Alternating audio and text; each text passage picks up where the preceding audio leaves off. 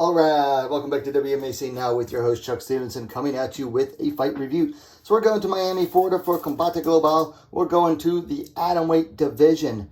Gloria Bravo coming in at 6-5, taking on Katie Saull coming in at 4-5.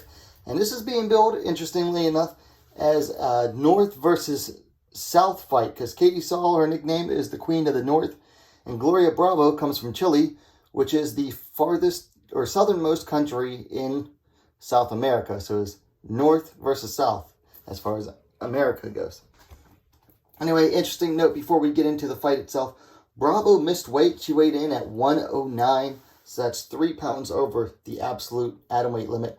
And had to forfeit some of her purse money to Katie Saull. Anyway, first round starts off. Bravo landed a kick to the body. Saull was working behind her jab. There was a fair number of kicks exchanged in the first, excuse me, in the first minute. Saull appeared to have the better range control.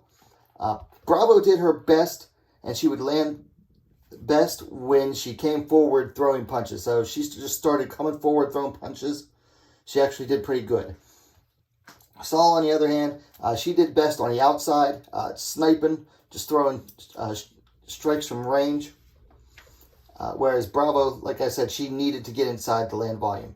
And there was some nice teeps and jabs to the body by Saull. So there was open scoring down there in Florida for Combate. And after the first round, 2 of the judges had it for Bravo. Now, and 1 for Saull. Now, upon watching live, I didn't agree with that. But watching a replay, I actually do agree with that scoring. Anyway, second round. The striking pretty much matches the first round.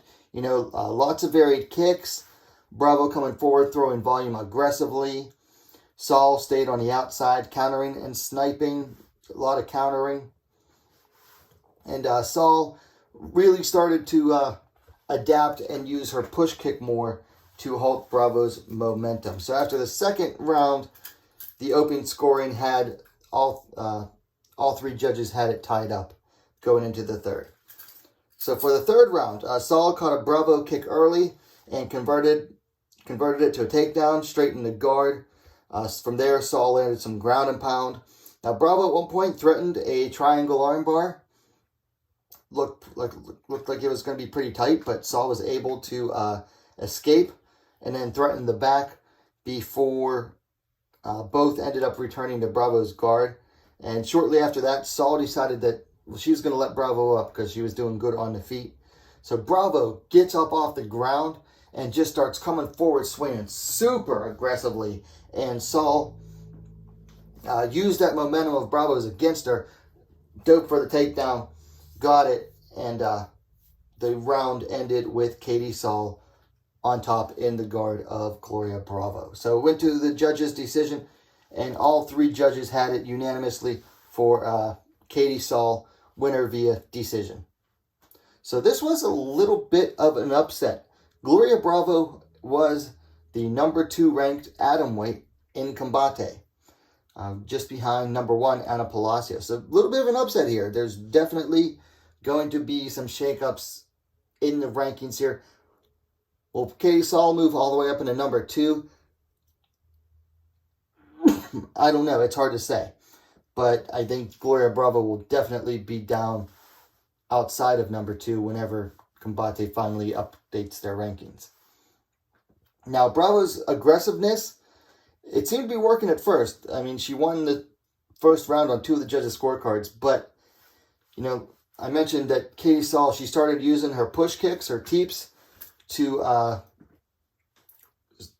more effectively. It's kind of stopped that forward momentum, and that's really what the teep and or a push kick is for. Is you got your opponent come forward, just throw that kick up there right in the middle, hit him in the gut or the face, and it just stops him cold. So that was a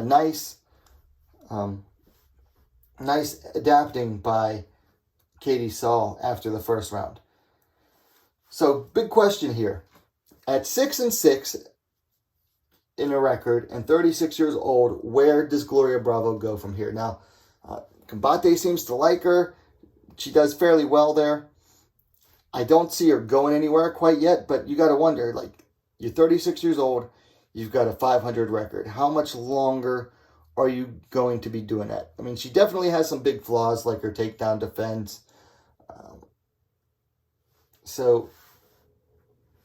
I mean, it's not going to get easier from here, is basically what I'm trying to get at. You're 36 years old. You're on the wrong side of 30. You're fighting in the lightest division, which means the fastest division. And at 6-6, competition isn't going to get any easier unless she keeps getting thrown like softballs. And the other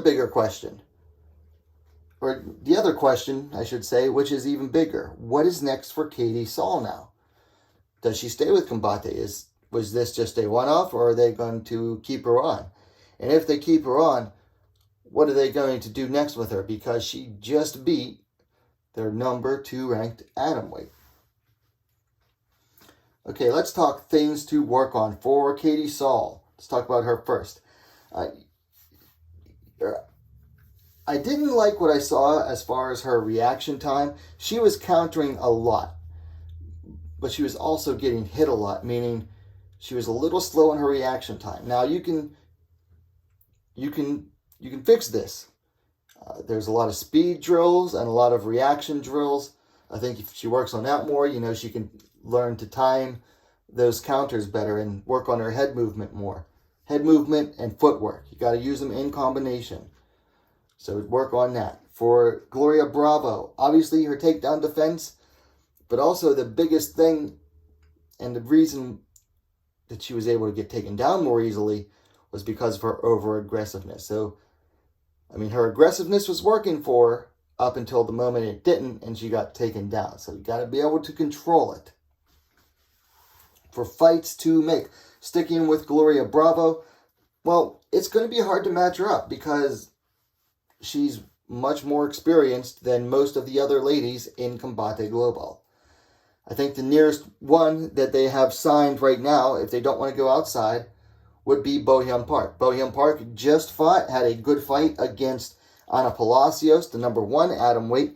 Came up short, but she's also a very aggressive striker, and that would make for a very good fight. Now, that's assuming that Wmma Park isn't too injured. I'm still not sure what's going on with her arm. For Katie Saull, well, she just beat the number 2 ranked fighter. And she's honestly, at 5-5, she's more experienced than most of Combate's atomweights. I say give her the title fight against Ana Palacios. And Palacios is the number 1. There's no one else around that experience level and skill level that's really going to pose a big challenge for her. So make Palacios versus Saull for the inaugural Combate Global Atomweight title. Anyway, those are my thoughts on the fight. Katie Saull defeats Gloria Bravo via unanimous decision at Combate Global. Let me know your thoughts in the comments down below. If you liked the video, please give it a like. Share it as well. That helps tremendously. And while you're at it, don't forget to subscribe to Wmma Scene Now, the best, most complete women's mixed martial arts dedicated platform on YouTube. Thanks for watching. We'll see you next time.